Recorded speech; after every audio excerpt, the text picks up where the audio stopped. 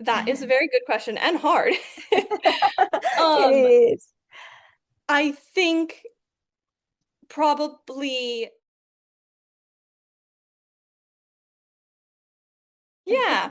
Well, I'm really excited to be here today, so thanks for inviting me. Yeah. Um, I think there are a few major parts of my story, maybe to highlight. The first is that today I own and run two travel companies. One is called Women Travel Abroad.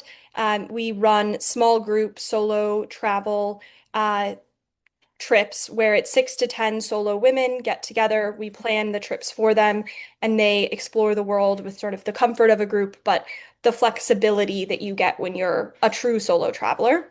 And then I also run Affinity Travel Co. and we do custom retreats and corporate events for companies all over the world. But before running these two businesses, I had worked in the travel industry for a long time and also am a pretty avid traveler. I grew up in Colorado. I grew up in a very small town, but my parents really emphasized travel. And so rather than doing gifts for vacations, we took a lot of trips, originally to like the US national parks. And then as I got older, we went to Europe.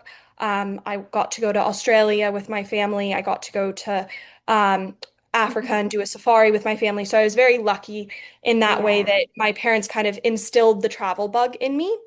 And when I went to college, I studied Arabic. And I really loved the idea of being a diplomat or some sort of job where I would get to Mhm. travel and connect with other cultures. Yeah. I ended up getting the opportunity when I graduated from college to move abroad to Morocco. I thought it would just be for a year to work on my Arabic, and then I'd go back and work for the US government or do some other sort of more political job. But I ended up staying 3+ years, Oh, and wow. I started working for a very small company at the time. It's much bigger now, called Mhm. Experience Morocco, where I was helping to plan and execute trips in Morocco primarily for Yeah. Americans, but also for people from all over the world. And I think that was really where I was able to first connect, like, oh, this thing that I love doing, travel, could Yeah. also be a career. And when the pandemic hit, I moved back to the US and I stopped working in travel, but I always had that itch to return. Yeah. It was really hard for a few years not to get to travel at all. And then when I started to travel and things were a little safer, I was like, wow, I missed this. I really love just getting to see unique places around the world, meet people who have Yeah. different perspectives. And so when the opportunity came about for me to kind of combine once again that career with my Yeah. passion for travel, I got to do that back in 2024 with Women Travel Abroad and have been very grateful ever since that. Like you said, not everyone gets to do the thing they love as their Yeah. job. And so I feel very lucky that that's the case for me. Yes, that's amazing. That's very interesting. And I guess that you were already kind of connected with your purpose when the opportunity came. So I think that was like the perfect match, because sometimes the opportunity come, we are in front of the opportunity but we don't see it because Yeah. we are not really connected with that purpose. So that's amazing. I love that story. And I was going to ask you, like, when was the bag of traveling inspired? I'm guessing it's from your parents, but what would you say, like what does travel mean to you, like, overall? I think for me, travel is really about connecting with other cultures and expanding your worldview. Mm, Because I grew up in a very small town, there's not much diversity. There were very few immigrants. There were, mm, not what you get in like in a New York City or a Chicago or a big city in the US where it's a melting pot of people. And my town was great, but I think as I took trips, even just to other parts of the US and then outside of the world, I was like, wow, there's so much history and culture and things for me to learn yeah. that I think travel is really, to me, it's about learning and kind of filling that curiosity, fulfilling that curiosity that I Mm, have about how other places in the world work. And I think what I always tell people that I'm most grateful for. And I think when travel is done the best, you become a better citizen of your own country because you've gone, you've learned things about other places, the good and the bad, and you can come home and feel really grateful. I remember every time I was living in Morocco, and every time I would come home to the US, the number one thing that I would do was go to a grocery store in the US and like get different flavors of yogurt and get all of the things that in Morocco, like the grocery stores Yeah. were not big bulk grocery stores like you find in the US where there's thousands of flavors of every single thing you could want. There was literally just like plain yogurt. And plain yogurt is fine, but Yeah. I really would crave that coming home and having access to, more of the simple pleasures in life, you might say. And so Yeah. I think that was something that I really appreciated. I came home and I could be more grateful for the things Mhm. in the US that I appreciate, but I could also realize that like the US is not the be all end all of the world, and there's a lot of amazing places outside the US that have Yeah. things I can learn from, really rich cultures and histories. So I think Yeah. it just makes you a more connected human being and a better like global Yeah. citizen as you get to experience different cultures and places.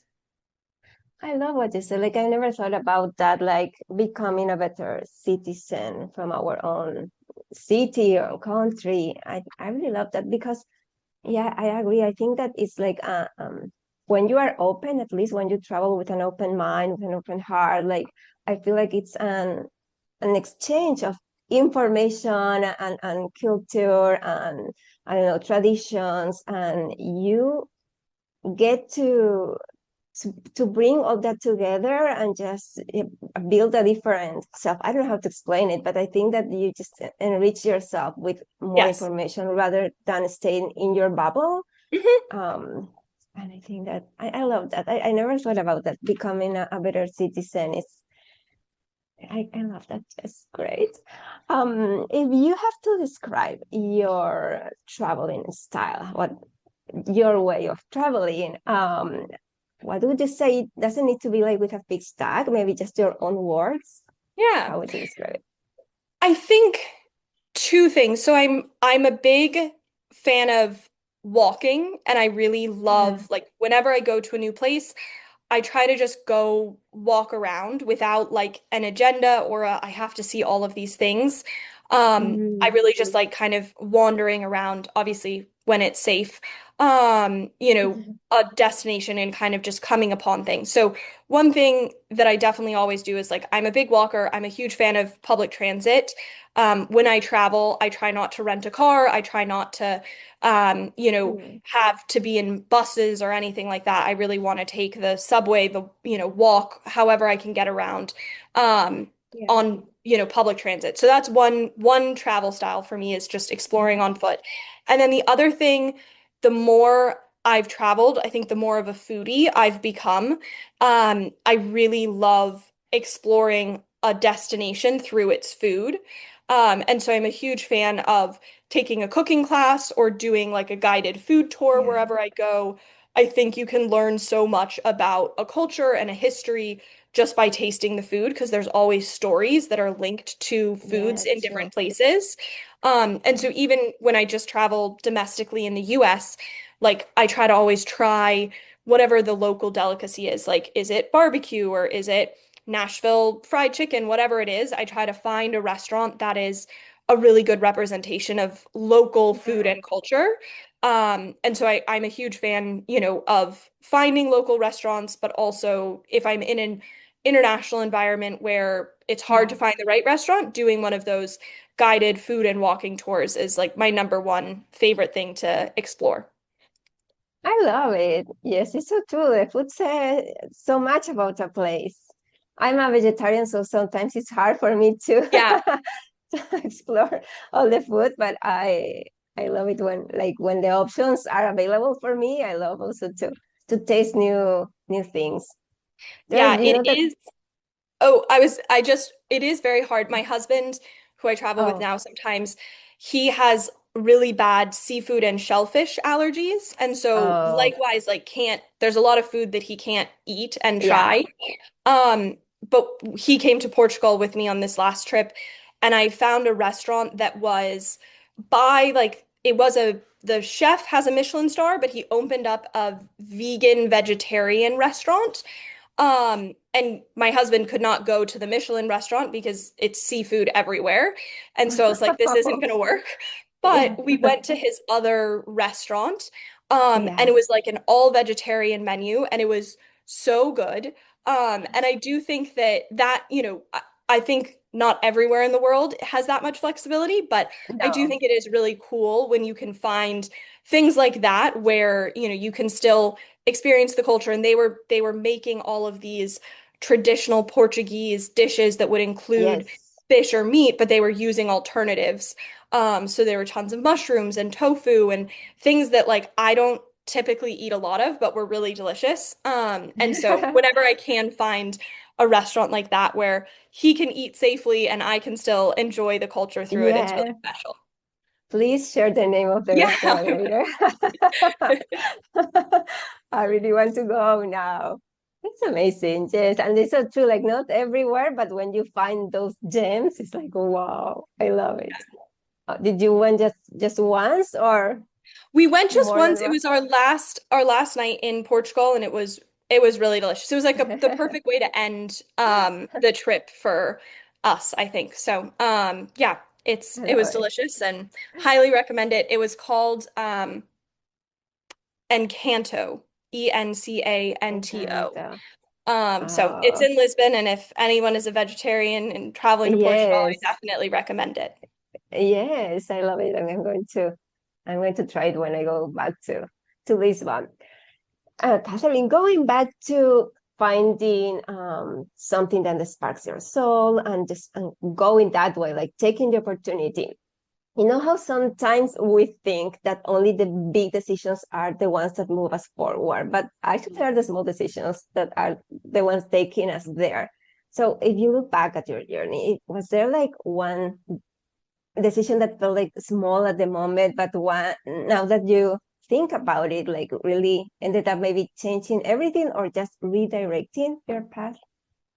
I definitely think there are a couple. I think, like you said, right, they don't always feel big or important in the moment, but looking Mm, back, I think, the decision to move abroad for me was a big decision, but I don't actually think it was the important decision or the turning point for me. I think when I graduated college, I'd always set a goal for myself that I wanted to live outside of the US for at least 5 years after I yeah. graduated college because I felt like I needed I needed that outside of America experience and I wanted to not just travel or be a tourist. I really wanted to immerse myself in one place and kind of be an expat. Yeah. And so that decision to go to Morocco specifically was big, but it wasn't actually what mattered as much. About Mm. 4, 5 months into living in Morocco, I was really homesick. And I Wow. really wanted to go home. I really wanted to leave. I was feeling like, the fun part of when you first move someplace or Yeah, visit, like it's it's fun, you have a lot of energy, and then all of a sudden real life had started to creep in, and I was like, I miss my family, I miss my friends. yeah. Navigating this culture, I spoke French and Arabic, but it was still, a lot of language barriers. Morocco has like a completely different dialect of Arabic than I had learned, and I was just exhausted. And I decided that I was like, I'm gonna just take it 1 month at a time. And if I can stick it out this next month, I think it was like February at that point. And I was like, okay, if I can make it to the end of February, I will reassess and I'll try to make it another month. And I did want to stay for the full year that I had committed to this Yeah. initial job. And so I really did that. Like I decided I was like 1 month at a time. Every month I'm going to reassess. And by the time the year rolled around, it was September. So a year later from when I'd started, it wasn't even a decision to stay. I loved it. Everything was working. I finally had hit my stride. But I think back about that a lot of if I had given up, if I'd done the Yeah. the easier thing in that moment to just say like, okay, I tried it for 6 months, it wasn't working, I'm gonna go home. this was a cool chapter of my life, but like I'm gonna move on, my whole life trajectory would have been very different. Like I Yes. definitely would not have the career I have today, and more importantly, I wouldn't have the friends and community, like the people who I got to really build friendships with in Morocco are people who I still talk to every week or every other week to this day. They're still mentors to me professionally. And so I Yes. think it was that little decision of like, it's just one more month. I can make it one month. You can do anything for a month. Yes. And doing that for, 3, 4 months until all of a sudden it became obvious that I was going to stay and that I was going to love it. And I do really think that was like a very pivotal decision for Yes. me, looking back just to stick it out. And that's my Yes. biggest recommendation. I talk to a lot of people who are trying to live outside of the US for an extended period of time or doing the expat life. And like I Yes. think social media often glamorizes what it's like to be an expat. Yeah. And it's amazing and special and something that, I really am grateful for that time. But at the same time, it's not without challenges. And Yes. it's exhausting to have to operate in a different language, to operate in a different culture, to have to, learn all of the things that in your home country are Yeah. obvious to you. You have to relearn. And I always tell people like, it will get really hard in the middle. Like it'll be fun for the first few months, and then it'll set in that like, this is my life and what have I done? And if you can just get over that hump and last for another 2 or 3 months, like Yeah. things do get easier. And so I think that that decision to stick it out, put me on the path to be able to make travel, the rest of my career rather than just a fun chapter post college. I love it. I think that you're so brave and it's so true. Like maybe like going back home and to your safe place, right? Was the decision that anyone would have like maybe go for, but you deciding to stay and to just giving the opportunity to you and the place and experience, right? I think that that was wow, a lot of resilience. That's amazing. Thank you for sharing that. That's amazing. So this question is just to know a little bit more about Catherine. Yeah, If you have to choose 3 words to describe Catherine today, which words would you choose and why? that is a very good question and hard. It Um, is. I think probably one would be a foodie. I like even outside of travel, I love food, I love Yeah. cooking. So if you were to ask what I spend a lot of my free time doing, it's either like learning new recipes or trying new restaurants. So food is a Oh, I big love it. a big thing Yeah. for me in life. Um, I think that curious is it's kind of the most important value I have. I really believe that if you can come with an open mind to any problem or new situation, most of the time you will find a way to connect and a way to move through even challenging things. I think that Yes. coming with a curious mindset rather than a fixed or a closed mindset, I think really enables you to move through the world much more easily and also in a way that you take in a lot of things and learn a lot of things and you can change and grow. So I try to always approach new situations with Yeah. curiosity and new people with curiosity, right? What can I learn from them even if Mhm. off the bat I may not agree with them or I may not see what I have in common with them. I think if you come to Mhm. things with curiosity, you end up Okay. getting a lot more out of experiences and people. And then I think the third thing would be that I am a very urgent or fast moving person. I like to get things done. I like to be able to, move quickly. So urgency is something that I really value in myself and how I run my business, and it's also something I really value in other people. And I try to always Yeah. bring a sense of urgency to problem solving or to things in a business setting. So, yeah, maybe I don't know I guess urgent would be the adjective, how you would describe yourself. There's probably a better word to describe a person rather than a situation, but we'll go with that. But those are great words. Like you were like, oh, this is so hard. This was not hard. You were great. Yes. And I would choose for myself curiosity as well. Like that's also something that I value a lot. And you're so right. Like approaching anything with curiosity is what helps you like open, I don't know, your information, the knowledge and everything. Because if not, even when you don't agree at the beginning, as you said, it's like is that the work. I love it. So, before we connected, I first came across Women Travel Abroad website, and I just got curious. Curiosity made me want to connect with you, to contact you, because what I saw is like a platform encouraging women to go on that trip that their soul was calling to do. So I just would love you to share, please, a little bit about Women Travel Abroad and what's behind it, what feels personal to you about it, and just everything. Yeah, so I'm very lucky that I didn't invent the company or found it, but I'm very lucky to have been able to be part of its story. The business was founded by a woman named Caramel back in 2014, and she actually was a military spouse, and so she moved around a lot, and she also was often outside of the US, but didn't her husband couldn't travel with her. And so she founded the business out of a real need she felt for companions to travel and explore the world with.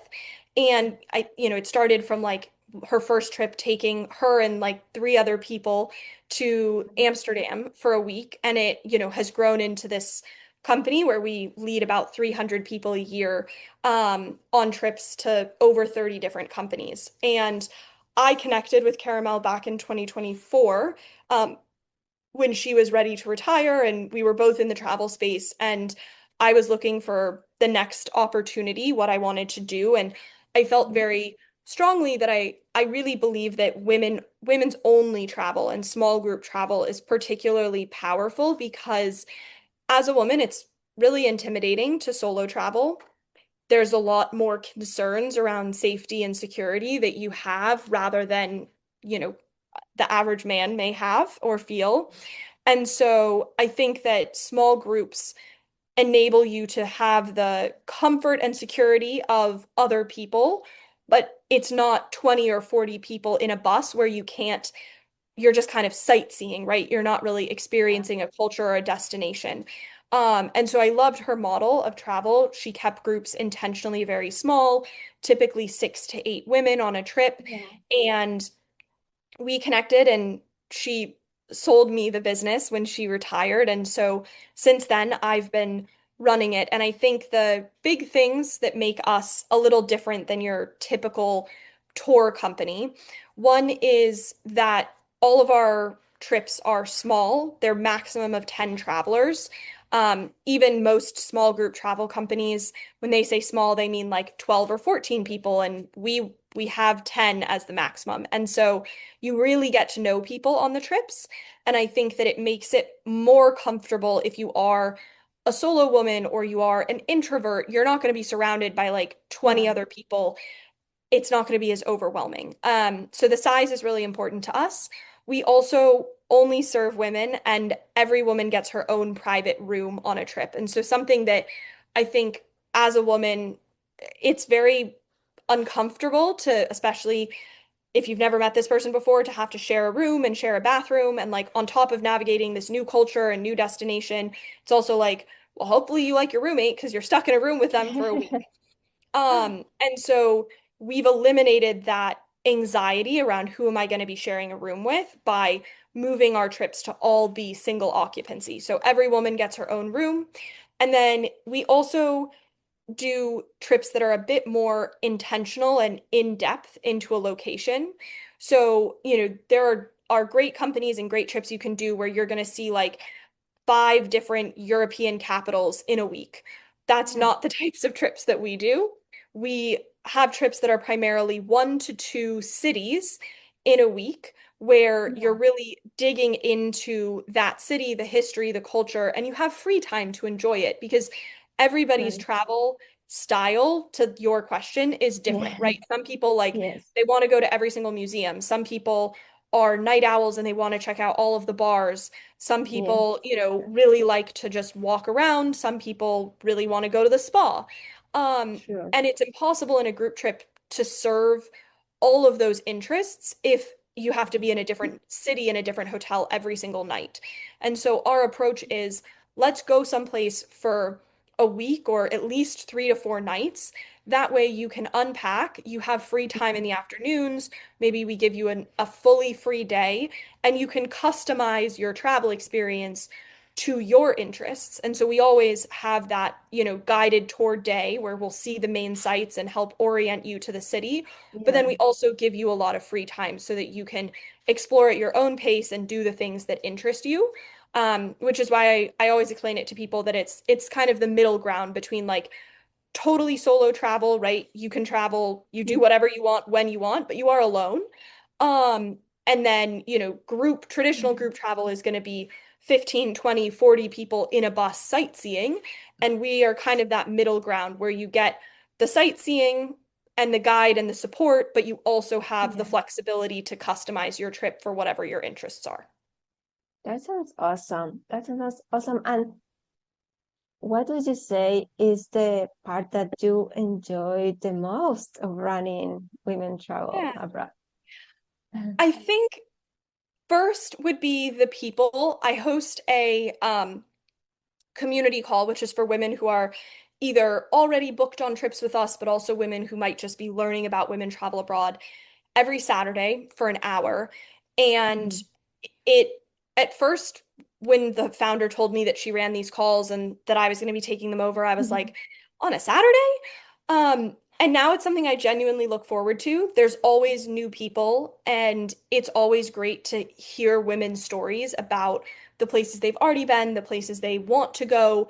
We have an open discussion every week about some sort of travel Yeah. topic. So, the best suitcase, the best food you've ever eaten, and we just try to kind of share stories and provide a space for people to Mhm. connect with other like-minded women. And so that's one of my favorite things is just getting to see and build those connections.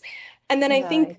the Yeah. other really meaningful part to me is that a lot of women come to our trips and they've never taken a solo trip. They've maybe never been outside of the US or been outside of Canada. This is their first international trip.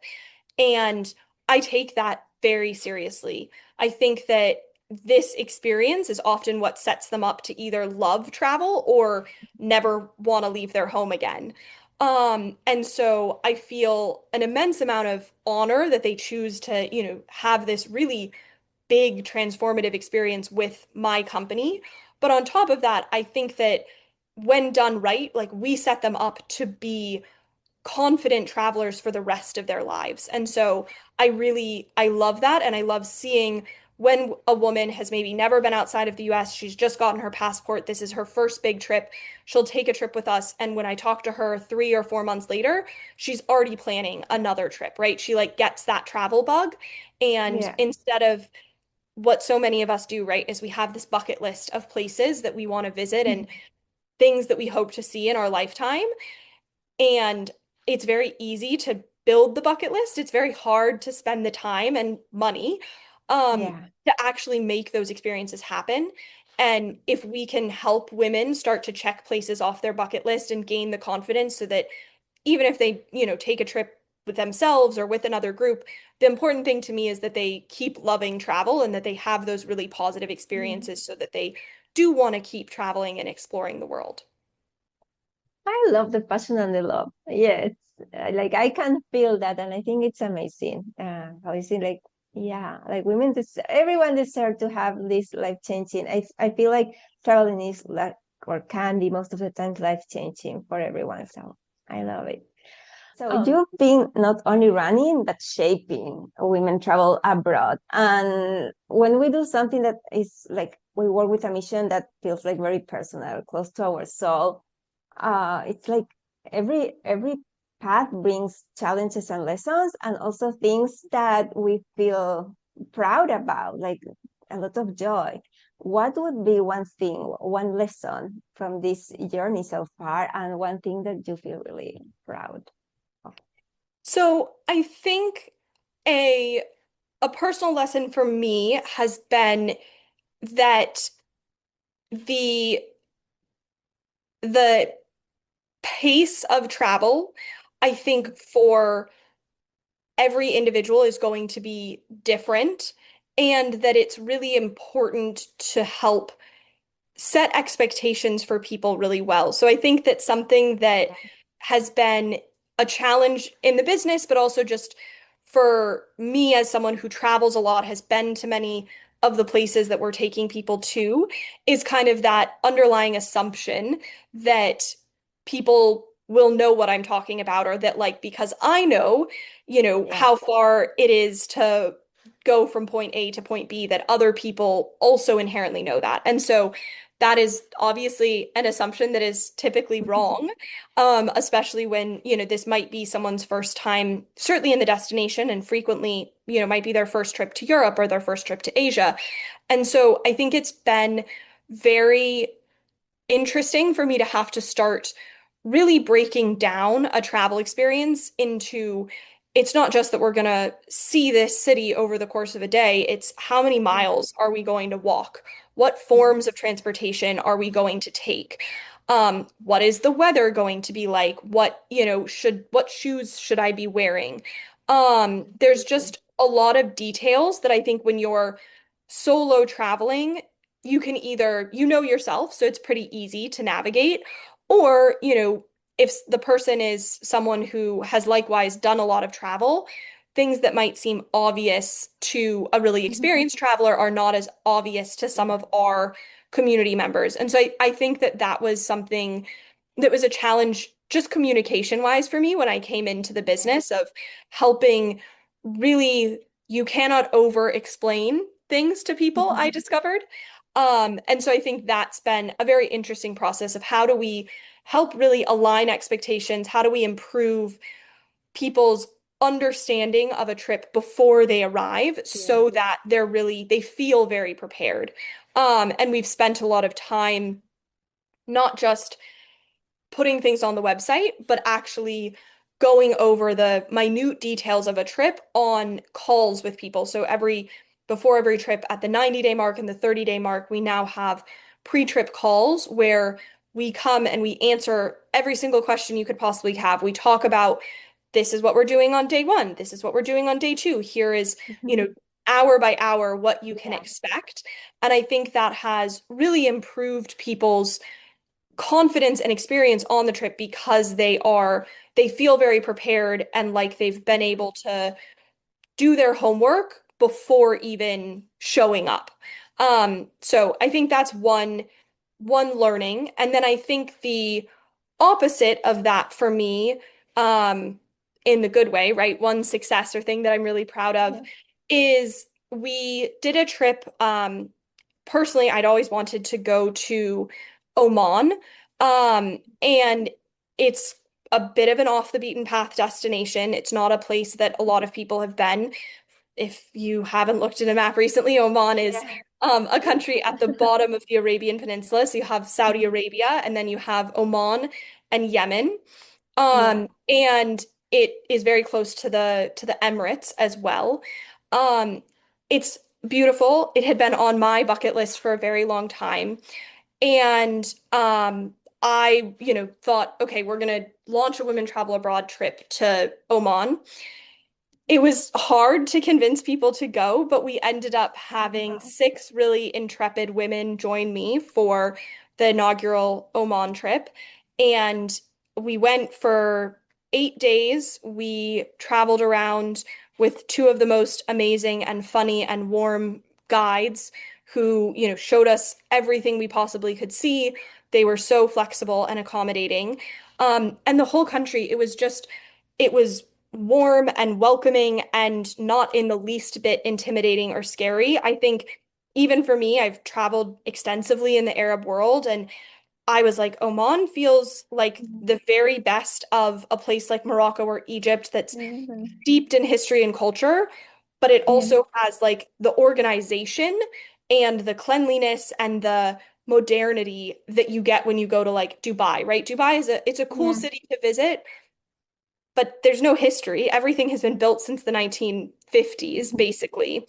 And so it was really special to be able to find a country where there were very few tourists and where you got like the parts of, I guess, Dubai and some of the other parts of the Arabian Peninsula that are very clean and easy to navigate as a Mm. foreigner. And you still had a lot of history and so much culture and just some of the most really welcoming and friendly human beings I've ever met. So I loved it. I think all six of the women who went, like, they were like, "What are we doing here, Catherine?" And, had kind of, they'd gone because they loved women travel abroad. They trusted me.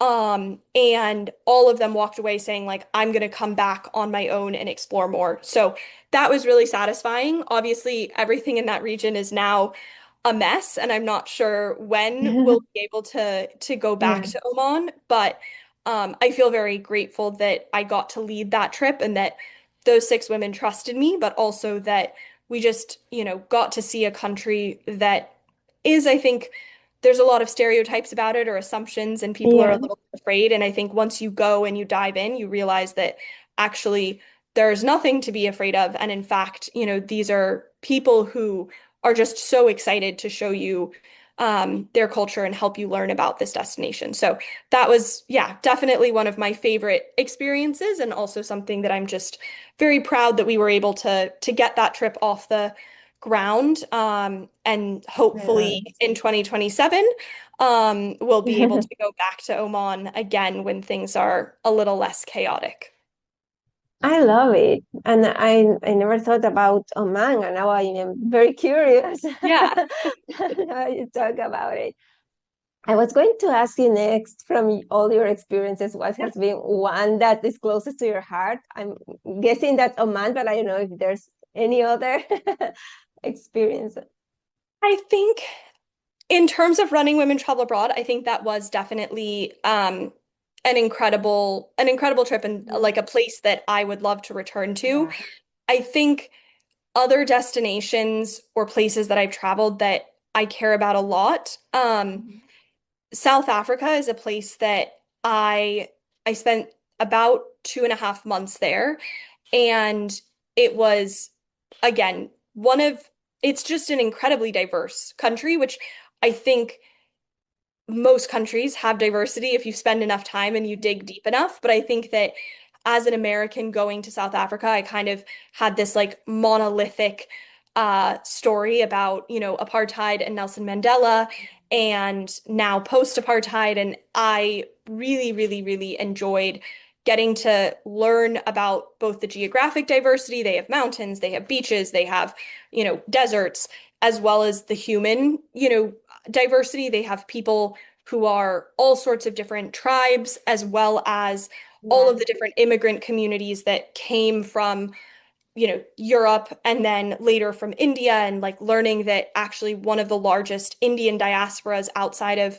India is in South Africa, right? I had no idea that existed, and I had some of the best Indian food of my life in Durban. And so I think that that's a country where I feel like you could go back every year for the rest of your life and not have captured all of the incredible nature and history and culture. And so it's a destination where if someone says like what's the first place I should do in Africa, I really always recommend South Africa. It's pretty much an English-speaking country, so it's fairly easy for most of the people I know to navigate.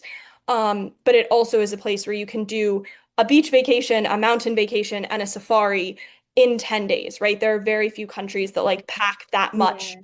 nature into one place. So it's a place I love deeply and Yeah. always recommend to people. I love it. I've been also hearing a lot about South Africa, so another place that I'm really curious to visit. For you, what would be like the ingredients, let's say, that a trip that stays with you, that is memorable, need to have. I think food. I probably always come back to food. If I have a good meal or two, that typically makes the trip memorable. Um, I think things that are, again, culture and history that is accessible without needing to pay a lot of money to have a guide or needing to pay a lot of money to go to a specific monument. I really I really love and value countries and cities where just walking around, looking at things, you can really get a feel for a place. Yeah. It is something that's actually fairly common outside of the US. I think in the US, most cities kind of look and feel the same. There's not a lot distinct about them, in my opinion. But I think that I really, a memorable trip is a place where if I spend 3 or 4 days walking around a city, I Yeah. really feel like I've been to a very unique destination that is steeped in a specific culture and place and time. And then I think the other big thing that makes a trip memorable for me is local interaction, right? I can tell you the stories I tell the most about travel are typically stories where I had a conversation with a local person, not scripted, not because I went there seeking to talk to them, but because I ran into them and, they taught me something, whether it's about the destination or just about myself.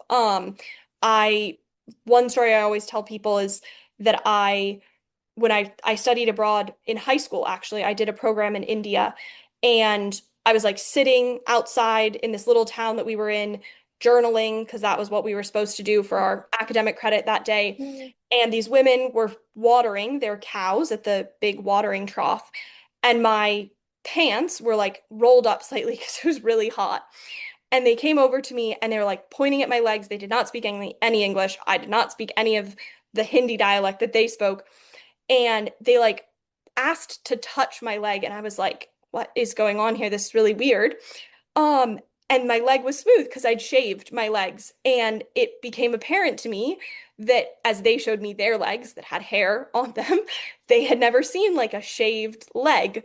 And it was this really crazy experience to have where there was zero common language spoken, but I could understand what they were trying to convey to me. They, could see that I was like, oh, wow, okay, I understand what's going on here. And we all kind of laughed and walked away from that. I'm sure they were like, who is this crazy white lady who shaves her legs? Or like, what happened to her hair? Right? And I walk away telling that story being like, wow, there is a really powerful connection that can be made even when language barriers exist. And so I think those are the moments, even if the rest of a trip is terrible, if I have that kind of communication across cultures with someone, that always stands out in a trip to me. I love the story so much. Thank you for sharing. Yeah. I really loved it. That was great, but incredible at the same time. That's amazing. I know you have to go, so I just need to ask this question that is Yeah, not in absolutely. my questions because you are talking a lot about food. So if you have to choose a food to describe women travel abroad, what food would it be and Um, why? I would say that is actually a very hard question. I think a food to describe, I definitely would say like if I had to pick a meal, it's probably tapas. Um, Oh, I think tapas are a good descriptor of women travel abroad because you can eat a little bit of everything, and that's kind of how yes. our trips work, where like you get a taste of a lot of different things of a culture or a destination, and then you can like indulge on the things that you like the most. But you have the flexibility to try a lot of different things. So it's not a specific tapa, but like the idea of tapas where you have a lot of small plates that you share with people and you can try a lot of different foods is, I guess, a good metaphor for women travel abroad. I love it. I love that I did that question. So last question. I want to ask if there's like a woman wanting to start her journey traveling solo, but it's not like doesn't feel prepared or it's hesitating. What would be like one piece of advice for this woman? So start small. I think that you solo travel is intimidating. I still get intimidated about it.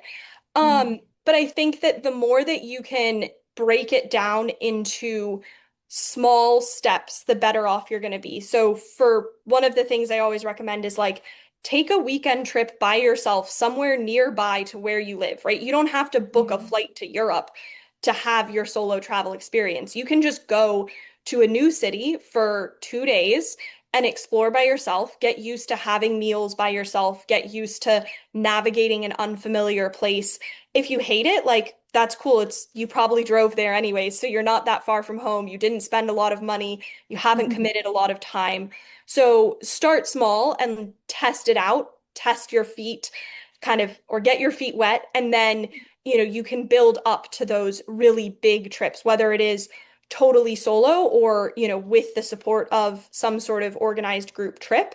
But start small and don't feel like you have to book 2 weeks in Europe, because you'll never feel confident and you'll probably never do that. If that's your goal, you have to sort of be able to build yourself up to that bigger trip.